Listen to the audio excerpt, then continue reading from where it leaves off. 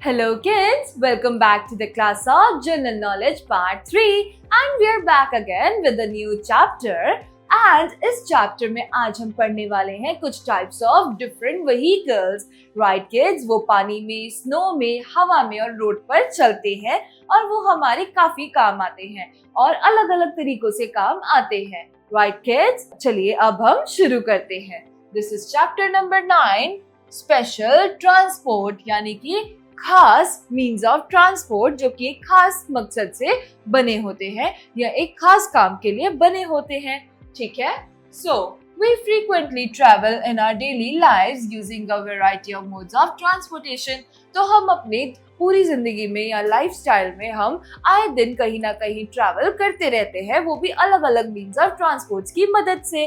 अगर हमें कहीं दूर जाना है तो मेट्रो की हेल्प से, अगर हमें आउट ऑफ स्टेशन जाना है तो हम जाते हैं या तो डोमेस्टिक प्लेन से या फिर ट्रेन से.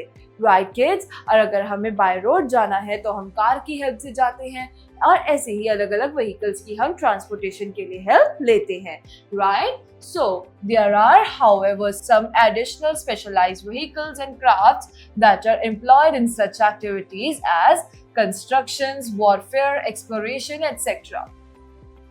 तो और ऐसे भी कुछ ऐसे ट्रांसपोर्ट्स होते हैं जो कि सिर्फ हमारे ट्रैवल से नहीं बल्कि और इंडस्ट्री से भी रिलेटेड होते हैं, जैसे कि वॉरफेयर यानी कि वॉर्स वगैरह में इस्तेमाल होना, बैटल्स में इस्तेमाल होना. राइट. इसके अलावा वो कंस्ट्रक्शन में काम आते हैं, इसके अलावा वो एक्सप्लोरेशन या रेस्क्यू के काम आते हैं. Right kids. तो ऐसी ही कुछ एक्टिविटीज के लिए कुछ स्पेशल जो है वो व्हीकल्स बनाए जाते हैं, डिजाइन किए जाते हैं ताकि लोग उन्हें इस्तेमाल कर सके. Right. So some means of such transport are given below. Name them using the help list. तो नीचे हमें help list दी गई है और हमें इन means of transport जो है, जो special means of transport है, इनकी pictures को देखते हुए हमें इनके नाम write down करने हैं. Right kids. तो चलिए अब हम शुरू करते हैं. Let's start. Number 1.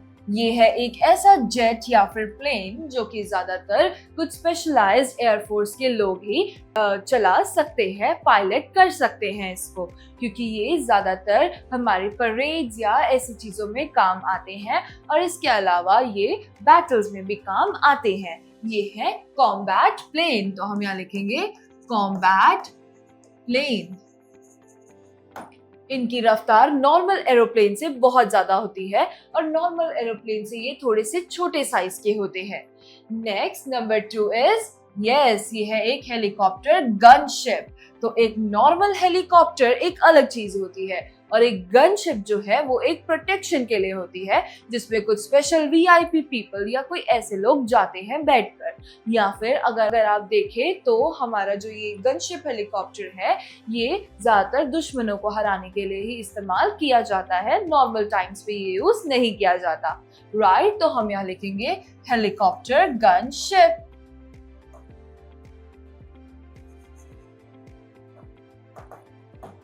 Next number 3. तो किड्स, कोई भी बहुत भारी चीजें, कार या फिर ट्रक्स या फिर कोई भी ऐसी चीजें जो कि आम इंसान के उठाने की नहीं होती, बस भी वो ऐसी चीजें होती हैं जो कि नॉर्मल इंसान नहीं उठा सकते, तो उनके लिए हायर किए जाते हैं ऐसे क्रेन्स. इनको क्रेन्स इसलिए कहा जाता है क्योंकि इनकी आर्म्स जो है बहुत लंबी और ऊंची होती है और ये भारी से भारी सामान को भी नॉर्मली हुक करके उठा लेते हैं. Right kids. तो ये है क्रेन. तो हम यहाँ लिखेंगे CRANE crane. Next number 4. Number 4 पर है हमारे पास एक स्पेस शटल. तो स्पेस शटल जो है बेसिकली वो आउटर स्पेस में एस्ट्रोनॉट्स द्वारा या फिर साइंटिस्ट द्वारा भेजा जाता है फॉर रिसर्च पर्पसेस और इसके अलावा भी एक्सप्लोरेशन पर्पसेस के अकॉर्डिंगली ही ऐसे स्पेस शटल्स को हम स्पेस में, आउटर स्पेस में भेजा करते हैं ताकि हम वहाँ का एटमॉस्फेयर और एनवायरनमेंट एग्जामिन और एनालाइज कर सके. Right kids. तो इसको हम लिखेंगे स्पेस शटल.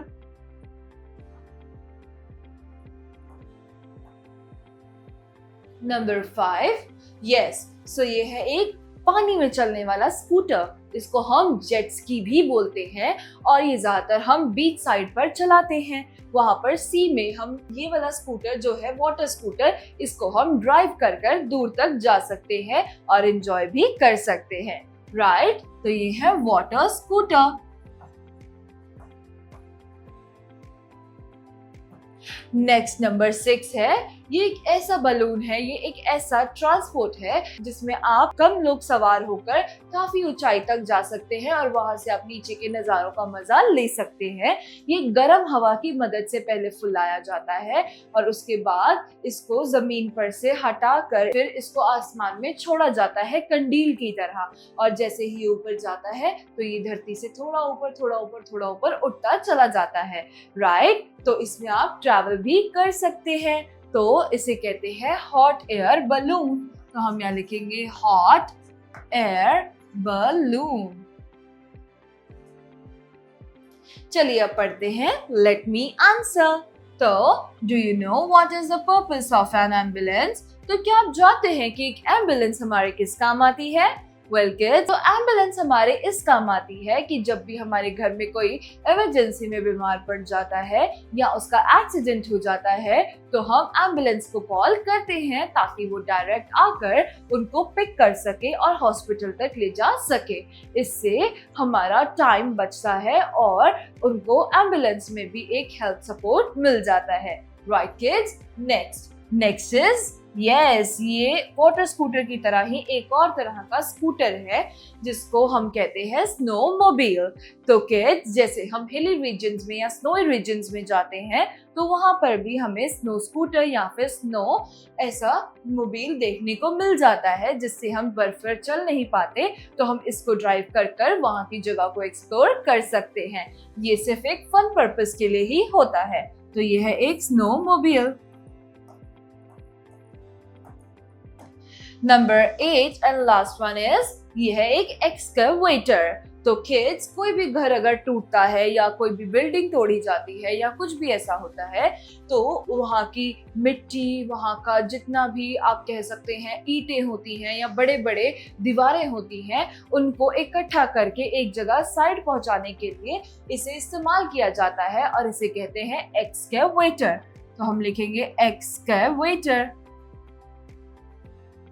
तो किड्स, हमारी ये एक्टिविटी हो चुकी है कंप्लीट। अब हम पढ़ते हैं इन्फोपिट्स को। The earliest construction device was the crane powered by human और एनिमल लेबर। तो सबसे पुराना या फिर सबसे पहला आने वाला कंस्ट्रक्शनल डिवाइस जो था, कंस्ट्रक्शन में यूज होने वाला जो डिवाइस था वो था एक क्रेन बनाया गया था और उसको पहले ह्यूमन और एनिमल लेबर के उससे ही ऑपरेट किया जाता था, right? It was described by the Roman engineer Vitruvius in the 1st century BCE. तो 1st century BCE में रोमन इंजीनियर थे विट्रूवियस जिन्होंने इस क्रेन के कंसेप्ट को एक्सप्लेन किया था, उसको एक तरीके से डिस्कवर किया था ताकि लोग उसका इस्तेमाल कर सके। So, kids, with this, we are done with another chapter of General Knowledge Part 3. We will be back again with a new chapter. Till then, bye-bye, take care, and thank you.